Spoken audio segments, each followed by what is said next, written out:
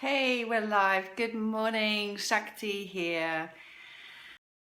So welcome to day 3 of my road to Rapture, where I'm talking about my own personal journey of moving from sexless single mom to sacred sexual priestess, and the journey of my writing this book, Rapture, which is a guide to sexual and spiritual awakening for women.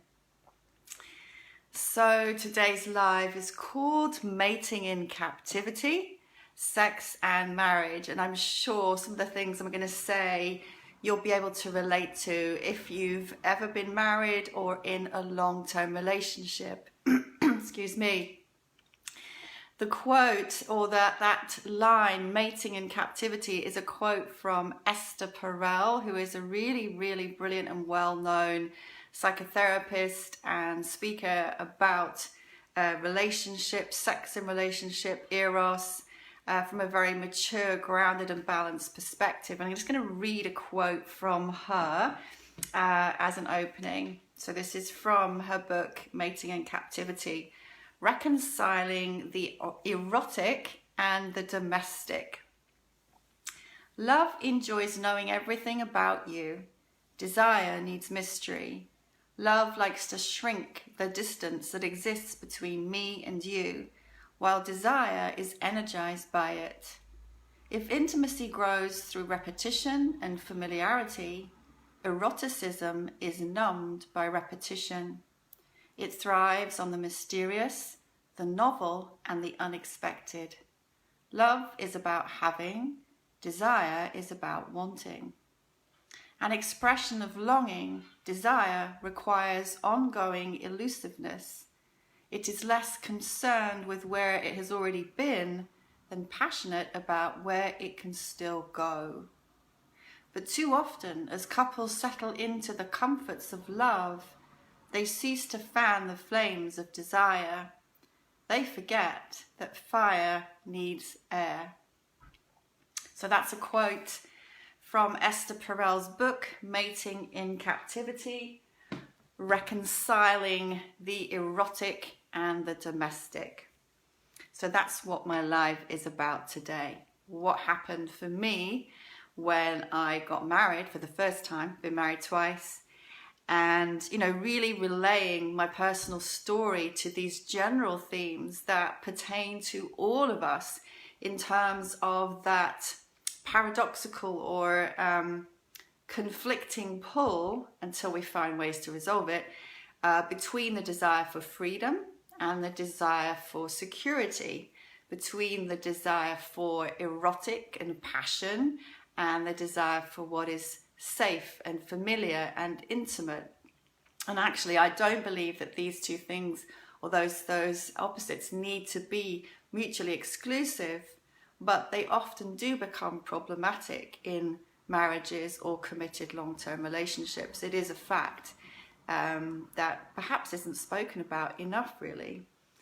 And that was certainly my experience. So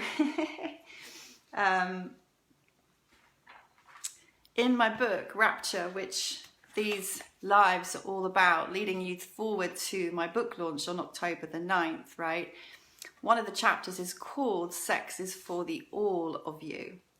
And it really makes a point that, we're conditioned to think of sex as purely a physical act between two people that happens, then it's over and then it's done and that's it. It's a moment of pleasure, hopefully, and then it's done. But from my perspective, things are never really that simple and straightforward or separate.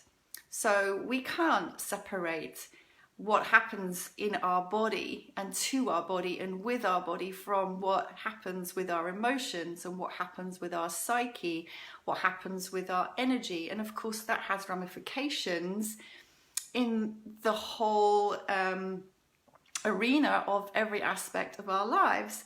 And if we're honest about it, sex and sexual activity is never separate from relating and relationship. Even if you're not in a relationship, there is an element of relating between at least two people that is going on.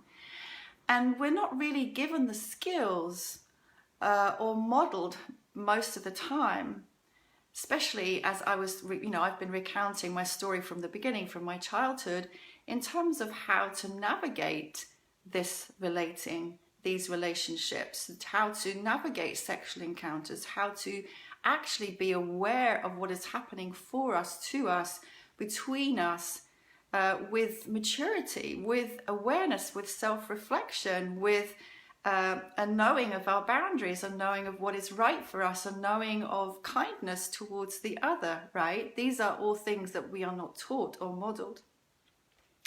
So we think sex is just a physical act, but it's really not. It affects everything. So in my first 2 lives, I've spoken about my childhood and how, there was this beautiful erotic innocence. There was this sense of this blossoming, beautiful, vital, full of potential young girl, and how that was then squashed the moment I moved into menarche and into the reality of living in a very patriarchal, oppressive system, along with the moral code of Christianity. And then I spoke in yesterday's live about the first time I finally had sex after holding off until I was 21 because I was a Christian and it was wrong to have sex, and how then that first time was such a letdown. It was like, oh my God, I've waited all this time and that was it. Wow. So fast forward a few years from that moment of like, is that it? To I was getting married, not to that guy, but to the next one after that. So I'd not had really very much sexual or relationship experience at all. Even though I was 24 when I was getting married, that's, pretty young, very inexperienced in the field of sex and relationship, but a very successful, on the outside anyway, woman who'd kind of gotten a great degree and gotten a job with one of the top 5 management consultancies, and, was having this high-flying career based in the city, traveling around the world, using my languages, using my intellect, and working in a very masculine environment. So that was my career and I was loving it at the time. And yes, at 24, I walked down the aisle in a white dress with my bouquet of flowers, with my veil, doing the whole thing with the third man that I'd ever made love to. And as I look back upon that moment now, it was so unconscious, and I don't judge or blame myself or him or anyone else for that. It's just a seeing and a knowing, right, of the reality of it. But I was simply following in the track of what was expected then, of a woman like me, from a family like me, in a society like me. It was simply the expected and the done thing. You went to university. Well, actually, I was the first person in my whole family to go to university, so that was breaking convention. But the expectation was you dated while you were a teenager, and then you looked for a guy, and then you got married, and you settled down, and that was what you did. That was the done thing. I didn't question it. I was programmed and conditioned, and I followed along in that track. And so, my third long-time boyfriend, there we were walking down the aisle. And there was a romance to it. There was an excitement to it, to being the bride, to having that dress, to being the center of attention for the day, to having all of that stuff. But in reality, I do recall, even in the moment of making the vows, it didn't feel fully real. And I don't think I even really understood, really, at that point in my life, what true unconditional love was.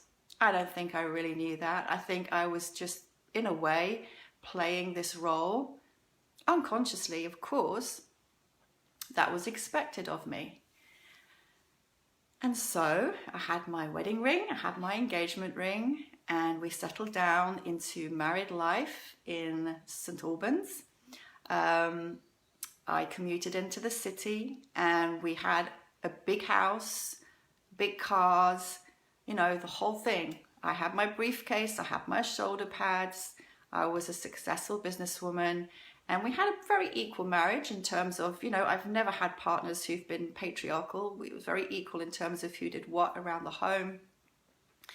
But my husband was wanting children, and there was no way I was ready for children. I was 24. I'd just come out of university. I had a really brilliant job with a lot of potential, and actually then I went on to start my own company. I won an award as the most promising young businesswoman of the year. I was not interested in having children at all, but he was very home-based and very stable, very reliable, very loyal, you know, a really good man. Stable, loyal, reliable, hardworking, did all the DIY around the house, you know, all that kind of stuff. So you can see the image of this domesticity, which was very secure, you know, nothing you would think was going to wobble that.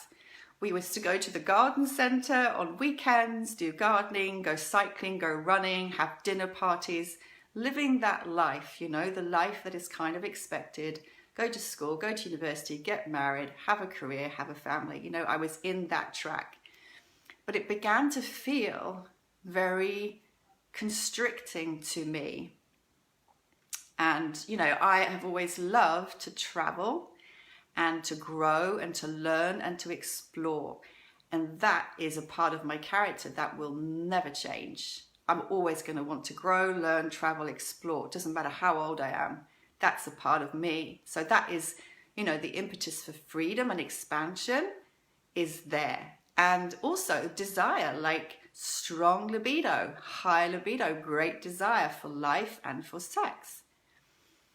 And whereas the counterpart to that, and you could say perhaps, depending how, you know, what your perspective is, maybe our roles were slightly switched in some ways. My husband was the one who wanted kids, who would have been very happy to stay in that track and just stay in that groove for the rest of our lives together. And that just made me feel so stifled. I knew I didn't want kids for at least 10 years. And in fact, I didn't have my first child until I was almost 37. And, you know, I was just 24. Life was just getting started. And, but there was one thing about, there was a couple of signs which was, I knew on some level instinctively in my body. It wasn't really something I was thinking about consciously, but there was definitely a knowing in my body that I did not want this man's children. I just knew it, and it wasn't something so conscious that I could articulate it, but there was definitely that knowing. I wasn't ready for children at that time in my career, but also I knew I didn't want this man's children. And then, you know, we were young, 24, right? 24, 25, 26. We'd be going to parties, and I'm a very sociable, I love people, I love talking, I love dancing. And so we'd be at parties, and I would not be happy to just be at my husband's side all night. And I would be going around like a butterfly, talking to people, dancing, having fun. And this would be with men and women. It never occurred to me that there was some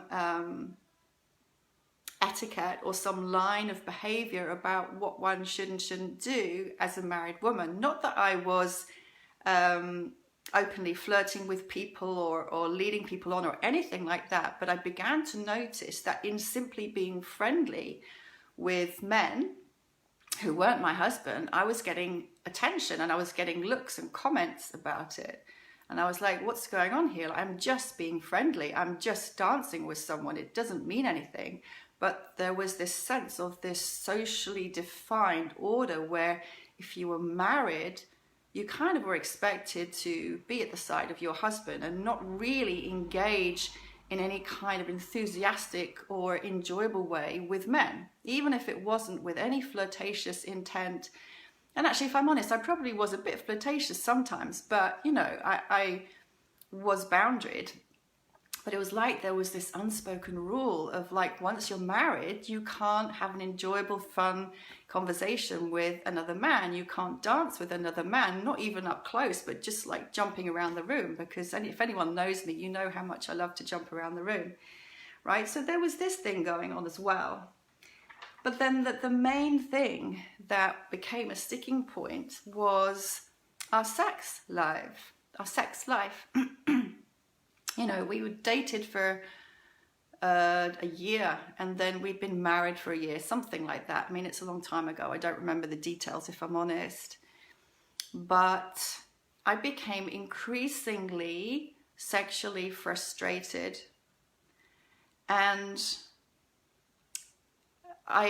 you know, it's so long ago, and like I know so much more now than I did then. I don't remember exactly, but I don't think I orgasmed all the time, or even most of the time. And it was what I would have to do, or what I did do, or what I chose to do, was we'd make love. I don't know if I would even call it that. We had sex, and then I would roll over, wait for him to go to sleep, and then I would masturbate myself to climax pretty much every time. And if he wasn't there, then I would read A Woman on Top, an amazing book of erotic literature for women, and self-pleasure. So I was sexually frustrated and full of all this desire that wasn't really being fulfilled. And it might again seem now, with the benefit of hindsight and maturity and how far I've come and how far society has come, seem obvious. You know, if that's going on nowadays, I would know what to do. You would know what to do probably, right? But back then, as a young, you know, woman in her early 20s, I didn't know what to do about that. I didn't know, there was nobody that I could have spoken to about it. I'd never heard, honestly, like I came from a working class family. There wasn't this thing of going to therapy. I didn't really know about therapy. So that it wasn't even in my consciousness to think of having couples therapy or therapy for myself. That just would never even have entered my head. It wasn't something I felt I could talk to my sister or my friends about. It was too shameful and embarrassing. And there was also this conditioning, this programming that I was still very much in of, you know, doing the expected thing and not speaking. You know, I'd come from a family where everybody, where truth wasn't spoken. So there was all these really dysfunctional dynamics going on, but nobody was articulating the truth of how they felt and the truth of what they thought. So I had no model for conscious communication.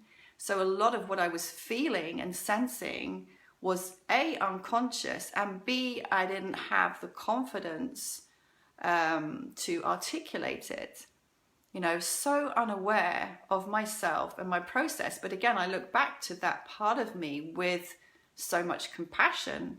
I couldn't have been any different. That was the result of the conditioning, the programming, the wounding, the family, the society. That's just how it was. So it's not like I was a bad or a wrong person. But there was a lot of shame around all of this, you know, and a lot of secrecy. So I wouldn't have dreamt of or dared to tell my husband what I was doing, you know, and this comes from my personal conditioning, but also the societal repression and shaming around sexuality and desire. Like I said yesterday, if we were more open and honest and transparent about this aspect of our lives and our beings, there wouldn't be so much dysfunction, and there wouldn't be all these distortions and perversions that then come out because we push things underground. And when we push things underground and they go into the shadows, of course they're going to come out in a distorted way, quite naturally. You know, you cannot stop sexual desire. It's there. It's part of life.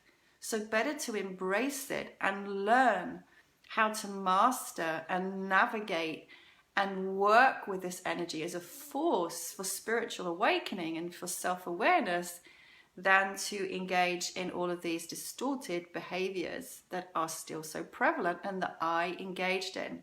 You know, everything that I'm speaking about in my book, everything I teach the women in my courses, it comes from my own experience, my own failing, my own wounding, my own trauma, my own search for understanding and for healing, you know. So sex in marriage for me became very, very unfulfilling. Basically, I'm just looking at my notes and I'm kind of laughing, but it's also kind of sad. We had 3 positions. We would move through those 3 positions and then it was done. And I was bored to death. And I didn't know what to do. I didn't know how to resolve it. I really didn't know. But one thing I knew, I was a young woman, highly successful, super gifted, attractive, full of life force, full of ambition. And one thing I knew, I am not prepared to live out the rest of my days with this as my sexual reality.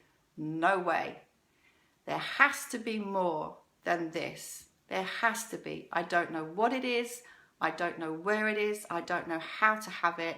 But I just know there has to be more. There has to be. If this is it, I don't want it. So I knew that much.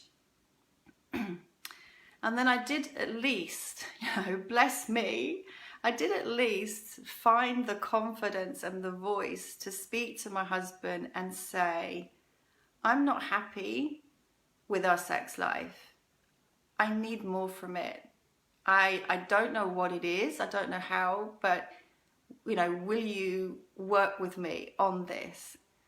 And that took a lot of courage, believe me, for someone who'd been so used to literally keeping everything down, not being able to speak her truth, not challenging.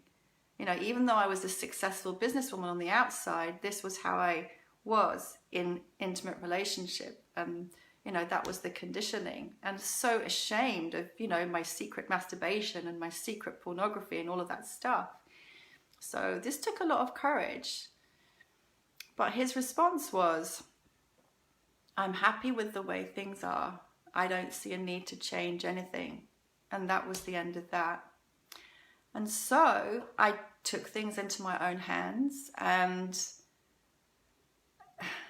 again, looking back, it seems like a different lifetime. First thing I did was I put, in those days, there was no internet. There were no mobile phones. But in the back of newspapers, this seems like so long ago, there used to be singles ads. And kind of hookup ads. So I started to read those ads and I put an ad of my own in the back of the paper. That didn't come to anything, but it was kind of exciting. It felt naughty. It felt very shameful and very secret, but I did it. And there was an excitement around that. But yeah, that didn't come to anything. But then I started to go out, because the other thing is I was a young woman and all my colleagues at Ernst & Young were mostly single still. I was the only married one and they were going out after work, going clubbing, going partying. My husband wasn't into that. Like I said, he was a real homebody, but I wanted to live a little. So I started to go out in London after work and with my girlfriends.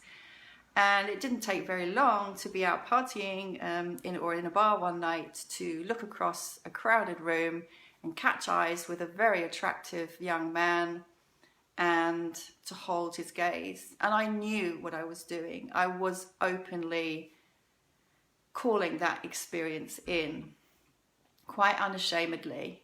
And I took my wedding ring off and put it in my bag. I wear this ring now, by the way, as a ring of marriage to myself.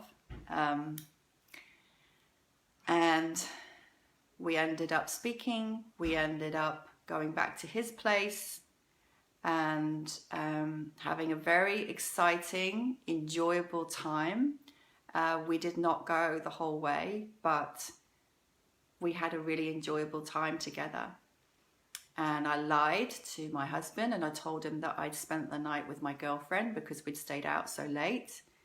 And then the next day went home. So as I speak about that, I do feel like, I feel kind of a little bit ashamed or a little bit like afraid of people who would judge me for that. But I just, at this point in my life, all I care about is being really transparent and being really honest. And I believe that in being so honest and transparent, what I'm saying is going to resonate for you more than if I'm pretending to be something that I'm not and that I wasn't then, and so it doesn't really bother me if there's judgment or whatever, but I can feel like that little touch of shame just behind my breastbone there, even as I look back to her, to that part of me back then. From my perspective now, obviously, I wish I had been more aware. I wish I'd done things differently, but I didn't have the capacity. I didn't have the awareness. I lacked the consciousness. So I'm not proud of what I did, but I was operating at the level of consciousness that I was at then. And I'm pretty sure that level of consciousness and those kinds of behaviors are very common, and it just reflects so clearly what Esther Perel talks about in that quote that I spoke of at the start about the balance between domesticity and freedom. And, in our culture, we tend to generalize and say that it's the men who want the freedom and the women who want the domesticity. And I don't think it's that clear cut. I think we all have those two desires, and depending upon our own conditioning and our own family history, one may be more pronounced than the other. In fact, because I then went on to study conscious relationship and authentic relating, usually you'll get two people in a relationship where one is the one who's got the avoidant attachment, and then the other one is the one who's got the anxious attachment. So you're both triggering one another's attachment wounding, right?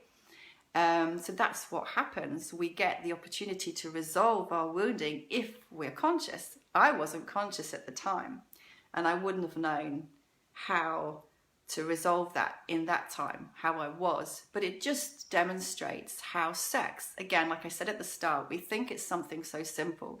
We think it's just two bodies coming together for a moment and doing something pleasurable, but it's not that simple. There's always so much more attached to what is going on. There are projections, there are expectations, there are woundings, there are fantasies, there are traumas, there are emotions, there are, what have I missed out? There's everything is kind of part of every encounter. So, we live in this world where we've been taught to separate things out and to split things off.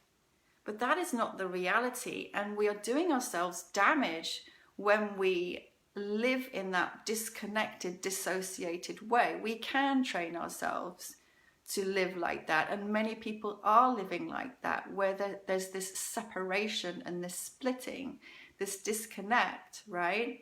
This numbing out, because on some level you will be numbing out sensation and feeling if you're living in that separated way or having sex in that separated way. But ultimately everything is a whole and everything is interconnected, like the spiral on the front of my book. So I don't regret what I did now. I regret causing pain to my husband then. I do regret that, but in a way I don't regret what happened next, and I don't regret what I did, because even though I didn't navigate it in a very elegant or conscious way, my desire was what was driving my life and my desire is what was driving my unfolding. It was all unconscious for quite a while, but I followed the desire, and eventually in following that desire I did get to the point that I'd been seeking and searching for. It took a journey. It took 18 bloody years. It took writing this book. But I got there, not actually that I want to present things as a hierarchy, actually, it's not like that. But in following my desire, I grew, I evolved. I went through a lot of pain and a lot of heartache, and I caused others pain and heartache, and that I regret, and that I am sorry for sincerely. But in following my desire, I grew. And I'm so glad that I grew and that I didn't stay stuck in that marriage that felt so stifling and constricting for me at the young age of 24. So I wonder if you can relate to any of the things that I've said. I wonder how you navigated it. Like a lot of you will be married or divorced or have been in long-term relationships. Like, finding a way for Eros to stay alive in a long-term relationship is a challenge. And, again, Tantra is one of the ways to address that. Anyway, that is the end of my sharing for today. Tomorrow, I'm going to pick up where I left off today in terms of what happened next after spending the night with the man I met in the bar. And, just wanted to add that if you want to follow up with me about my work, message me or go to my website, shaktisundari.com. Come and join the Rapture book launch group, which is here on Facebook. I'm posting all of these videos into there as well as other stuff. And on October the 9th, when the book goes on sale on Amazon, I'm offering a whole day event into that group. And then there's a course, the Rapture course, that goes with this book. And the next round of the Rapture course, a 5-month course, it's a very deep dive of sexual and spiritual awakening for women, starts on October the 28th. So I will pop the links for all those things underneath. And if you have any questions, if you have any reflections, shares or comments, I really, really welcome them. So thank you once again for watching, for supporting me and for bearing witness to my sharing from a very vulnerable place. And join me again tomorrow at 9 o'clock, where I'm going to go live and speak about, the moment when the earth finally, the moment when, my voice went, the moment when the earth finally moved. Hallelujah. Namaste and thanks for watching. See you tomorrow.